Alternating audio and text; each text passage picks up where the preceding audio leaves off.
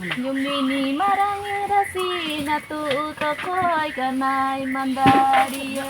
Yumini marangirasi natuto koy kanay mandari. Hemi sagari babu kanay mandariya dogo tuadat. Hemi sagari babu kanay mandariya dogo. हरियाड़ी पंची सिंधी की चादर बनाती रे लसनी घड़ी हरियाड़ी पंची सिंधी की चादर बनाती रे लसनी घड़ी हे मिसगर बबू कनाई मंदाड़िया दो गो तुआदात ने मिसगर बबू कनाई मंदाड़िया दो. ഉടുമ്പൻചോലയിലെ ഏലമലക്കാടുകളാണ് രാജ്യത്ത് ഏറ്റവുമധികം ഏലം ഉൽപ്പാദിപ്പിക്കപ്പെടുന്ന മേഖല. ലോകത്ത് ഏറ്റവും ഗുണവും നിറവുമുള്ള ഏലം ഉൽപ്പാദിപ്പിക്കപ്പെടുന്നതും നമ്മുടെ നാട്ടിൽ തന്നെ. ഇംഗ്ലീഷിൽ കാർഡമം എന്നറിയപ്പെടുന്ന ഏലക്ക സിംഗിബറേസി കുടുംബത്തിൽപ്പെട്ട ഇനമാണ്. ഇന്ന് വളരെ ഉയർന്ന ആവശ്യക്കാർ ഉള്ളതിനാൽ കുങ്കുമപ്പൂവിനും വാനിലക്കും ശേഷം ലോകമെമ്പാടും ഏറ്റവും വിലപിടിപ്പുള്ള മൂന്നാമത്തെ സുഗന്ധവ്യഞ്ജനമാണ് ഏലക്ക. ഈ സുഗന്ധവ്യഞ്ജനത്തിൻ്റെ ലോക ഉൽപ്പാദന പ്രതിവർഷം ഏകദേശം 35,000 മെട്രിക് ടണ്ണാണ്. ഗ്വാട്ടിമാല കഴിഞ്ഞാൽ ഏലം ഏറ്റവും കൂടുതൽ കയറ്റുമതി ചെയ്യുന്ന രാജ്യമാണ് ഇന്ത്യ. ഇന്ത്യയുടെ മൊത്തം ഏലം ഉൽപ്പാദനത്തിൻ്റെ ഏകദേശം 15% മുതൽ 20% വരെ കയറ്റുമതി ചെയ്യുന്നു. സുഗന്ധവ്യഞ്ജനങ്ങളുടെ ഏറ്റവും വലിയ നിർമ്മാതാവും ഉപഭോക്താവും കയറ്റുമതിക്കാരനും ഇന്ത്യ തന്നെ. ലോകവിപണിയിൽ അളവനുസരിച്ച് 46%, മൂല്യത്തിൽ 23% വിഹിതമുണ്ട്. ഇന്ത്യൻ സമ്പദ് വ്യവസ്ഥയുടെ ഒരു പ്രധാന ഘടകമാണ് ഏലം കയറ്റുമതി. ഏലം കേരളത്തിൻ്റെ സാമ്പത്തിക സ്ഥിതിക്ക് ആക്കം കൂട്ടിയപ്പോൾ കർഷകർ തങ്ങളുടെ വിളവ് വർദ്ധിപ്പിക്കാനായി പതിയെ കീടനാശിനികളുടെ കൂട്ടുപിടിക്കാൻ തുടങ്ങി. അത് പിന്നെ ഏലത്തെയും കാലാവസ്ഥയും ജനങ്ങളെയും ഇടുക്കിയും തന്നെ ബാധിച്ചു. സമ്പൂർണ്ണ കീടനിയന്ത്രണ മാർഗങ്ങൾ ഉപയോഗിക്കേണ്ടതിനു പകരം രാസവളങ്ങളും നിരോധിത കീടനാശിനികളും ഉപയോഗിച്ചത് വഴി ഗുരുതര പ്രത്യാഘാതങ്ങളാണ് പ്രകൃതിക്കും മനുഷ്യനും സംഭവിക്കുന്നത്. ആ സമൂഹത്തിൽ കീടനിയന്ത്രണം ചെയ്യുമ്പോൾ അന്തരീക്ഷം നഷ്ടപ്പെടാതെ തന്നെ ഈക്കോസിസ്റ്റം പ്രൊട്ടക്ഷൻ ചെയ്തിട്ട് ഒരു നല്ലതൊരു ഏലക്കായും മറ്റു സ്പൈസസും ഉൽപ്പാദനം ചെയ്താൽ നമ്മൾ ഇന്ത്യ മുമ്പോട്ട് പോകും. നേരത്തെ 2-3 കൊല്ലങ്ങൾക്ക് മുൻപ് ഏലക്ക ഇടുക്കിയിൽ ഉൽപ്പാദനം ഭയങ്കര കൂടി. അതിനുശേഷം സംഭവിച്ചത് എന്താ അറിയുമോ? ഏലക്കാല ഭയങ്കര കീടനാശിനിയുടെ വിഷാംശങ്ങൾ കൂടിയതിനാണ് ഏലക്കാല കയറ്റുമതി ഭയങ്കര അഫക്റ്റായി. Central insecticide board registration committee ഡൽഹിയിലുണ്ട്. അത് ഒരു 4 കീടനാശിനി പറഞ്ഞിട്ടുണ്ട്. അത് തന്നെ ഞങ്ങൾ റെക്കമെൻഡ് ചെയ്യാൻ പറ്റും. അപ്പോൾ അതിൽ വരുമ്പോൾ നമുക്ക് എക്കാലക്സ്, കുനൽഫാസ്, പിന്നെ ഡയാഫെൻറ്റ്യൂറാൻ, സേഫസ്റ്റ് ഗ്രീൻ ലേബിൾ പെസൈൻ പറയും കീടനാശിനി. അത് മാത്രം നമുക്ക് റെക്കമെൻഡ് ചെയ്യും. ഒരുപാട് രോഗങ്ങൾ, അന്തരീക്ഷം നഷ്ടപ്പെട്ട് തേനീച്ചയില്ല, ഒരു ഇക്കോ ടൂറിസമിൻ്റെ ഒരു ഡെവലപ്മെൻ്റ് ഇല്ല. എല്ലാ കർഷകരും ഉൽപ്പാദനം കൂടണം. അതേ ചിന്ത ഉൽപ്പാദനം കൂടിയിട്ട് എന്നാ കാര്യം? ക്വാളിറ്റി ഒരു പരിപ്പാസ്, അതുപോലെ മിഡ ക്ലോബ്രിഡ്, കറാത്തെ, ഒരുപാട് പെസ്റ്റിസൈഡ് യൂറോപ്യൻ രാജ്യങ്ങളിൽ ബാൻ ചെയ്ത പെസ്റ്റിസൈഡ് അടക്കം ഇവിടെ യൂസ് ചെയ്യും. ഒരു 10% കർഷകർ നമ്മൾ ICRA ഫോളോ ചെയ്യും. ബാക്കി 90% കർഷകർ ഭയങ്കര കീടനാശിനി ഉപയോഗിക്കും. ഐക്യരാഷ്ട്രസഭയുടെ ഫുഡ് ആൻഡ് കൾച്ചറൽ ഓർഗനൈസേഷൻ്റെ കണക്കനുസരിച്ച് വികസ്വര രാജ്യങ്ങളുടെ പ്രധാന വരുമാന മാർഗമായ കാർഷിക വിളകളിൽ 50% കീടങ്ങളും മറ്റ് രോഗങ്ങളും മൂലം നശിച്ചു പോകുന്നു.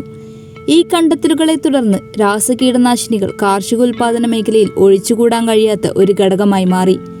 എന്നാൽ തികച്ചും അശാസ്ത്രീയവും നിർദ്ദേശിക്കപ്പെട്ട അളവിൽ കവിഞ്ഞ ഉപയോഗവും കുറഞ്ഞ ചെലവിൽ കൂടുതൽ ഭക്ഷണം ഉൽപ്പാദിപ്പിക്കുന്ന രീതിയും ആഗോള ഭക്ഷ്യ സമ്പ്രദായത്തിൽ ഗുരുതര പ്രത്യാഘാതങ്ങളാണ് ഉണ്ടാക്കുന്നത്.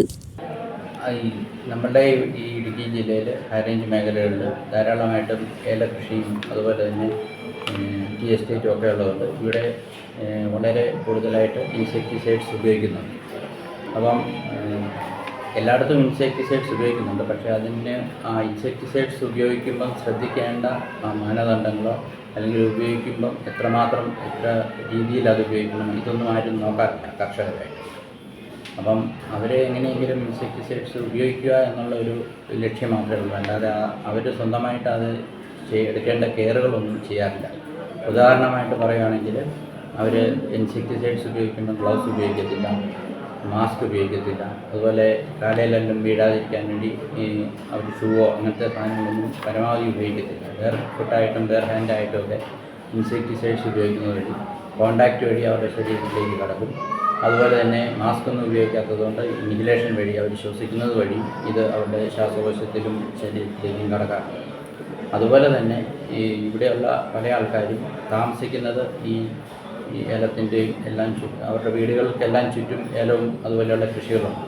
അപ്പം അവരുടെ സോഴ്സ് ഓഫ് വാട്ടർ, അതായത് കുടിവെള്ളവും ഇതിന് ചുറ്റിലും ഇതിൻ്റെ അടുത്ത് തന്നെയായിരിക്കും. അപ്പം ഇവരതിന് ഈ കുടിവെള്ളം, അതായത് കിണറിനും കുളത്തിനും ഒക്കെ അടുത്ത് ഇത് ധാരാളമായിട്ട് ഉപയോഗിക്കുന്നത് വഴി ഇതവരുടെ കുടിവെള്ളത്തിലേക്കും ഈ മാരകമായിട്ടുള്ള ഇൻസെക്ടിസൈഡ്സ് പോകാനായിട്ടും അത് ഇൻഡയറക്റ്റായിട്ട് കുടിവെള്ളം വഴി അവരുടെ ശരീരത്തിൻ്റെ ഉള്ളിലേക്ക് കടക്കാനായിട്ടുള്ള സാധ്യതകളുമുണ്ട്. ഇൻസെക്ടിസൈഡ്സ് ഉപയോഗിക്കുന്നത് വഴി ചിലപ്പം ചർമ്മരോഗങ്ങളുണ്ടാകാറുണ്ട്. സ്കിന്നിന് ചൊറിച്ചിലായിട്ടും, അതായത് കോണ്ടാക്ട് ഡെർമറ്റൈറ്റിസ് അങ്ങനെയുള്ള രോഗങ്ങളായിട്ട് വരാറുണ്ട്, ചർമ്മരോഗങ്ങളായിട്ട്. ഇനി അതുമല്ല, ശ്വാസകോശ സംബന്ധമായിട്ടുള്ള രോഗങ്ങൾ, പ്രത്യേകിച്ച് ശ്വാസമുട്ടൽ, ആസ്മ അതുപോലെയുള്ള വലിയ രോഗങ്ങൾ വളരെ കൂടുതലാണ് ഇവിടെയുള്ള സാഹചര്യങ്ങൾ. അതുപോലെ തന്നെ ശ്വാസകോശത്തിൻ്റെ ക്യാൻസർ അതും വളരെ കൂടുതലാണ്. നമ്മൾ പണ്ടൊക്കെ സ്മോക്ക് ചെയ്യരുത്, ശ്വാസകോശ ക്യാൻസർ ഉണ്ടാകുമെന്ന് പറയുമായിരുന്നു. അത് കുറേ ആൾക്കാരൊക്കെ ശ്രദ്ധിക്കുമായിരുന്നു. പക്ഷേ ഇപ്പോൾ ഈ ഇൻസെക്ടിസൈഡ്സും ഒരു വളരെ പ്രധാനപ്പെട്ട ഒരു കാരണമാണ് ഈ ശ്വാസകോശ സംബന്ധമായിട്ടുള്ള ക്യാൻസർ ഉണ്ടാകുന്നത്. കീടനാശിനികളുടെ പിടിയിൽ നിന്നും ഏലക്കയും ഇടിക്കയും സംരക്ഷിക്കാൻ ഇന്ത്യൻ കാർഡമം റിസർച്ച് ഇൻസ്റ്റിറ്റ്യൂട്ട് നൽകുന്ന സംഭാവനകൾ ചെറുതല്ല. കീടനാശിനികൾ ഉപയോഗിക്കാതെ കൂടുതൽ വിളവ് നൽകുന്ന പുതിയ ഇനം ഏലത്തൈകൾ ഇതിനകം തന്നെ പുറത്തിറക്കി കഴിഞ്ഞു. വർഷത്തിൽ ഒരിക്കലെങ്കിലും നമ്മൾ സോയിൽ ടെസ്റ്റ് ചെയ്തിട്ട് അതിൻ്റെ അസിഡിക് നേച്ചറോ അത് pH ലെവല് ബാലൻസ് ചെയ്യണം. pH ലെവലിൽ ഡോളോമൈറ്റോ അങ്ങനെയുള്ള സപ്ലിമെൻറ്റ്സ് ആഡ് ചെയ്തിട്ട് pH ലെവൽ മെയിൻറ്റെയിൻ ചെയ്യും. പിന്നെ മണ്ണിൻ്റെ മൂലകങ്ങൾ എന്തൊക്കെ കുറവുണ്ട് എന്നുള്ളത് മൈക്രോ ന്യൂട്രിയൻസ് ഇതൊക്കെ ഉണ്ട്. അത് എത്ര കുറവുണ്ടെന്ന് വെച്ച് കഴിഞ്ഞാൽ അതനുസരിച്ച് സപ്ലിമെൻറ്റ് ചെയ്യാം. അപ്പോൾ അതിനൊക്കെയുള്ള എല്ലാ സൗജന്യമായിട്ട് സോയിൽ ടെസ്റ്റ് നടത്തുന്ന ഫെസിലിറ്റിയൊക്കെ ICRAയിലുണ്ട്. കർഷകർ നേരിട്ട് കൊണ്ടുവന്ന് ആ സാധനം കൊണ്ടുവന്ന് കഴിഞ്ഞാൽ ഇവിടെ ടെസ്റ്റ് ചെയ്തിട്ട് ഒരു 7 ദിവസത്തിനകത്ത് റിപ്പോർട്ട് കൊടുക്കും. ഇന്ത്യൻ കാർഡമം റിസർച്ച് ഇൻസ്റ്റിറ്റ്യൂട്ടിൽ നിന്ന് ഇതുവരെ 8 ഇനം ഏലം നമ്മൾ റിലീസ് ചെയ്തിട്ടുണ്ട്, ഔദ്യോഗികമായിട്ട് റിലീസ് പുറത്തിറക്കിയിട്ടുണ്ട് ഇത്രയും നാളുകൾക്കിടയിൽ. അപ്പോൾ ഇത് ICRA 5 എന്ന് പറയുന്ന ഒരു പ്രത്യേകം ഇനം ഏലമാണ്. ഇത് ആദ്യത്തെ സങ്കര ഇനം ഏലമാണ്. നാച്ചുറൽ എന്ന് പറയുന്നത് വഴുക്ക ഹൈബ്രിഡാണ്. പക്ഷേ ഫസ്റ്റ് മാൻമെയ്ഡ് ഹൈബ്രിഡ് നമ്മൾ ഉണ്ടാക്കിയെടുത്ത ആദ്യത്തെ ഒരു ഹൈബ്രിഡാണ് ഈ ICRA 5 എന്ന് പറയുന്നത്. ഇത് കർഷകർക്കിടെ ഇടയിൽ നല്ല പ്രചാരമുണ്ട്, നല്ല അക്സെപ്റ്റബിലിറ്റി ഉണ്ട്. വിവിധതരം ജൈവിക കീടനിയന്ത്രണ മാർഗങ്ങളും ഇന്ത്യൻ കാർഡമം റിസർച്ച് ഇൻസ്റ്റിറ്റ്യൂട്ടിലെ സയന്റിസ്റ്റുകൾ ക്വാളിറ്റി ഇമ്പോർട്ടന്റ് ട്രെയിനിങ് പ്രോഗ്രാം വഴി ഇടുക്കിയിലെ ഏലം കർഷകർക്ക് മുന്നിൽ അവതരിപ്പിക്കാറുണ്ട്. കുറച്ചു വർഷങ്ങളായി ഇടുക്കിയിലെ ഏലം കർഷകരെയും ഏലത്തെയും വിടാതെ പിന്തുടരുന്ന കീടങ്ങളുടെ സാന്നിധ്യവും കാലാവസ്ഥ വ്യതിയാനവും അതുമൂലം വിളകൾക്കുണ്ടാവുന്ന ഇടിവും ഇല്ലാതാക്കാൻ ഏറ്റവും കൂടുതൽ കഷ്ടപ്പെടുന്നതും ഇടുക്കിയിലെ കർഷകർ തന്നെ. സ്വന്തമായി പുതിയ സ്പീഷീസുകൾ കണ്ടെത്തി കീടനാശിനികൾ ഉപയോഗിക്കാതെ തന്നെ വിളവ് വർദ്ധിപ്പിക്കാമെന്ന് തെളിയിച്ച കർഷകരും ഇടുക്കിയിലുണ്ട്. ഇതിനാണ് കണ്ടു കഴിഞ്ഞാൽ മനസ്സിലാവും. ഇതിന് ഫിസോറിയം കണ്ടവാനുണ്ട്. അപ്പോൾ കായ്ക്ക് വലിപ്പമുണ്ട്, എന്നാൽ പോലും ഇതിൻ്റെ കായുടെ വലിപ്പം ഒരു ചെടിക്കും കിട്ടുന്നില്ല. ലക്ഷണമൊത്ത പുരുഷൻ എന്ന് പറയുന്ന പോലെ ലക്ഷണമൊത്ത ഏലക്ക ഇതാ ആപ്പിളിൻ്റെ ഇത് പോലെ.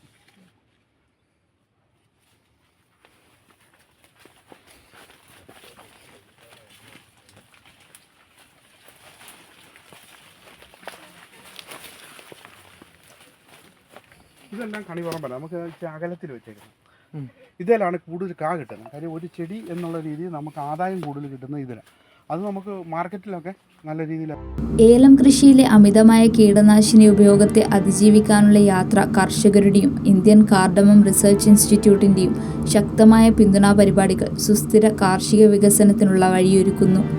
ഇതുവഴി ഉൽപ്പന്നങ്ങളുടെ ഗുണനിലവാരം മെച്ചപ്പെടുകയും ആരോഗ്യകരമായ അന്തരീക്ഷത്തിനും കൂടുതൽ സുസ്ഥിരമായ കാർഷിക മേഖലക്കും ഏലം വ്യവസായത്തിൻ്റെ ശോഭനമായ ഭാവിക്കും ഇന്ത്യൻ കാർഡമം റിസർച്ച് ഇൻസ്റ്റിറ്റ്യൂട്ടും കർഷകരും ഒരുമിച്ച് പ്രവർത്തിക്കുമ്പോൾ സർക്കാരിൻ്റെ പിന്തുണയും അനിവാര്യമാണ്. ഈ കൂട്ടായ പരിശ്രമം നമ്മുടെ ആരോഗ്യവും ആവാസ വ്യവസ്ഥയും സംരക്ഷിക്കുക മാത്രമല്ല, ഈ സുപ്രധാന വിളയുടെ ദീർഘായുസ്സും സമൃദ്ധിയും ഉറപ്പാക്കുകയും ചെയ്യും. സുസ്ഥിര കാർഷിക വികസനത്തിലുള്ള വഴി ഒരുക്കുന്നു.